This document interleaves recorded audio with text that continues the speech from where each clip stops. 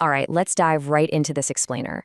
We're going to unpack the completely fascinating economics of the modern music streaming industry. Have you ever wondered exactly where your monthly subscription fee goes when you're just looping your favorite songs on repeat? Well, today we are breaking down the actual numbers, the winners, the losers, in some totally unexpected technological twists that are reshaping the entire music business right under our noses. To really understand where we're at right now, we've got to start with a massive question about the past. Will any album ever break the all-time sales record set by Michael Jackson's legendary Thriller? I mean, it is the best-selling album of all time, an absolute titan of music history. But could a modern artist actually dethrone it today? The answer is probably no. And the core reason why? The massive physical sales we saw in the 80s and 90s have been entirely replaced by the fraction of a cent reality of today's streaming platforms. Places like Spotify, Apple Music, and Amazon. Artists today earn just a tiny, tiny fraction per listen compared to what they did selling physical copies back in the day. The fundamental model of how we consume and pay for music has completely shifted.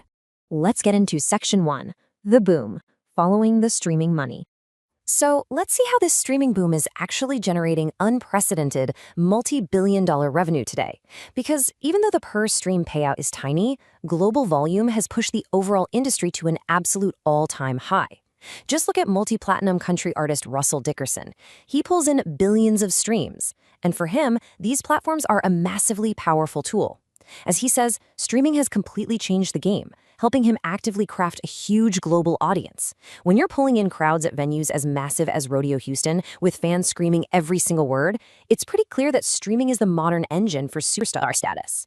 And when you look at the total payout, the sheer scale is just staggering. Charlie Hellman, Spotify's VP of Music, noted that the platform paid out a mind-boggling $11 billion in royalties to artists last year alone. They've maintained their standard 70% payout rate back to the industry, and with a massive global subscriber base, 70% of streaming revenue is no longer just pennies, it's literally a mountain of cash. Now, what's really fascinating is how that $11 billion actually breaks down across the ecosystem. The top 80 or so artists, they clear over $10 million a year. Almost 1,500 artists make at least $1 million. Nearly 14,000 artists make over $100,000. But here's the most interesting point. Even the 100,000th most popular artist makes around $7,300. Sure, that might not sound like a lot to live on, but consider this. 10 years ago, that exact same spot only paid a few $100. The financial growth across all these tiers is absolutely undeniable. But hold on, there is a super crucial point to remember here before we start looking at independent musicians. All these streaming millions, they do not go straight into the singer's pocket. It's a huge piece of the puzzle. These massive payments first pass through record companies and rights holders who obviously take their slice before the artist ever sees a dime. Which brings us to Section 2, the bust, the indie artist reality. So what does this highly tiered system actually look like for the thousands of artists who aren't making millions and who don't have a massive record label machine behind them? Well, it's a true tale of two extremes. On one side, you've got superstars pulling in 5.5 million monthly listeners on a single platform. And on the other, you have an incredibly hardworking Atlanta indie band named Fruit bringing in about 11,000 monthly listeners. That's a really respectable, dedicated audience, but in the streaming economy, it yields vastly different results. For that dedicated audience, over the course of 2 whole years, Fruit earned roughly $2,000 to $5,000 total. And remember, that has to be split among the entire band, often just going right back into funding their music. It leads to a pretty profound frustration. The band points out that their art has value and they shouldn't be so accustomed to it being treated as almost valueless in the current payout structure. It's a very real struggle shared by so many in the indie scene today just trying to make a living. And now for Section 3, the twist, the AI music threat. Right as we're wrapping our heads around this massive wealth gap between superstars and indie bands fighting for every dollar, a totally new, almost sci-fi disruption enters the charts. It brings up a mind-bending question that platforms are suddenly grappling with. Who gets those streaming royalties when the artist generating the streams doesn't even exist? Seriously, what happens when artificial intelligence starts eating into that $11 billion pie? We are literally seeing entirely artificial entities infiltrating the system now. Take AI actor Tilly Norwood, who dropped a single under the persona Saudi Winters as a TV experiment. But even crazier, an AI band called the Velvet Sundown actually gamed the system and secured a verified blue checkmark on Spotify.